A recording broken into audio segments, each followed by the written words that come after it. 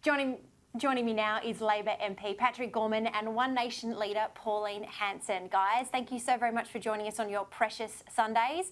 First up, I must have to touch on budget. What's everyone's thoughts? Patrick, what do you think of it? Well, it's a lot, as Labor's been saying this week, it's a lot of money with very little reform. The one that really struck me was the $3.2 billion for aged care, where we had these $10 a day payments per resident, but there's no guarantee that goes into food. No guarantee it goes into extra care hours. And I just feel like there's a huge missed opportunity. I mean, my view is that government should squeeze every dollar, spend it as carefully as possible, and try and get the biggest bang for your buck. And when I look at things like that, which is a huge spending program, it just doesn't really feel like the government has tried as hard as they should have, particularly in the middle of a pandemic. Pauline, over to you. We heard from your counterpart, Malcolm Roberts, the other night. You guys were just moving through the motions, obviously been very busy in the Senate. What's your initial hot take on the budget handed down? Were you shocked at what you saw?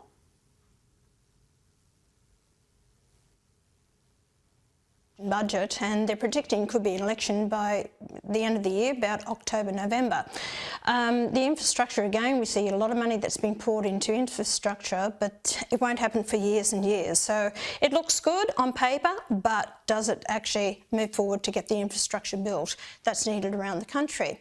Also with the budget, they poured a lot of money into mental health, into aged care, and also into the NDIS, which is going to be another $13 billion added to it. In the last budget was about $25 billion. So NDIS is growing exponentially. What I'll say about this is the services that is required. We don't have the skilled people in this country to do it. In 1996, I was told then that we would be lacking nurses in this country. They did nothing about it. Labor or Liberal never did anything about it in providing the services. So we're going to have all this money being poured into these industries, these departments, and we don't have the skilled labour. Now, you were talking to the minister before that they said they've put on these apprenticeships. Can I tell you, that was my program. I actually went begging to them to start up this apprenticeship scheme in 2018. They didn't want to take it up because they're quite happy to bring in skilled migrants from overseas, not giving the jobs to Australian people. So now they see how successful it is.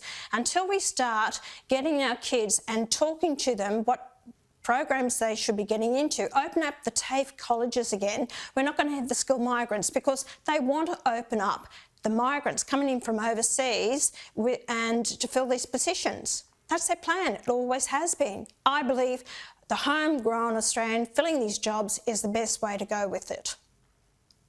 It sounds like you are both well and truly into campaign mode, as you touched on, Pauline. The federal election couldn't be too far away. Patrick, what's your thoughts on it? Do you think that, I guess, being the federal member for Perth, you've seen an extraordinary result in the WA state election just a couple of months ago. How do you think it's going to go for ScoMo and his cohorts? Well, it does look like the Prime Minister and his team are gearing up for an election sooner rather than later. This was an election budget, and it was about dealing with a range of political problems that they've had over the last 4 or 5 years. It doesn't really do much to get ahead of any of the challenges we have over the next 4 or 5 years. And that's something that I think is quite a concern, because obviously elections should be about the future. They should be about how we make sure we invest in our young people, how we making sure that everyone has a place to call home. Those are the things that we should be debating, and instead we had this budget that was sort of about dealing with as many problems as possible. But I think, I've said before, I think Western Australians, they went to the polls in March, they've got to go to the polls for local government in October, and they'll probably be going to the polls one more time in 2021. It's going to be a very exciting time because they do like democracy sausages, but I don't think they're going to enjoy having to go back a third time. Pauline, just to go back to what Patrick touched on with Anthony Albanese's budget reply, and I think one of the core messages there was no Australian left behind. What was your take on that? Did you find some solace in the fact that he kind of did lean into some of the things that you've been talking about for the past couple of years, being that, you know, women and children in domestic violence situations will be looked after, universal childcare, and a focus on the regions? What was your take out from the budget reply?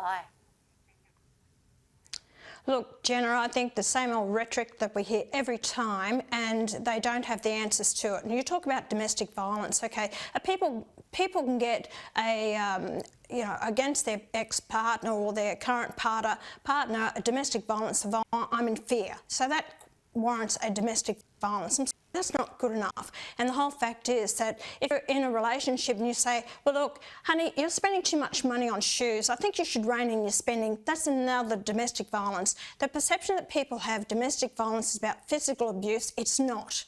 And until we actually rein it in and we clarify what is domestic violence, it has to stop. I understand. I've been, in my past life, I know what domestic violence is about, but the fact is that we can't use it to destroy people's lives and their ability to actually have access to the children.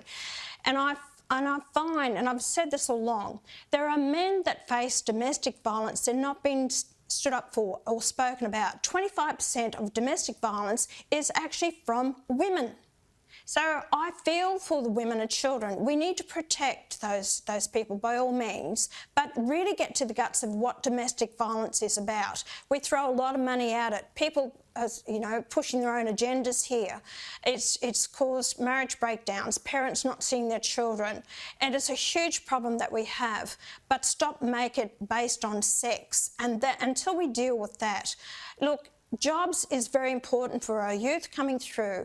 I don't think government see it. There's short-term vision. I don't see the long-term vision for our country whatsoever.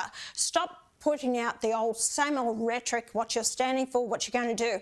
They are the government. People are depending on us to make the right decisions for their future and the future generations. And I see a lot of politicians fail to do that because it's all about getting themselves elected beyond the next election.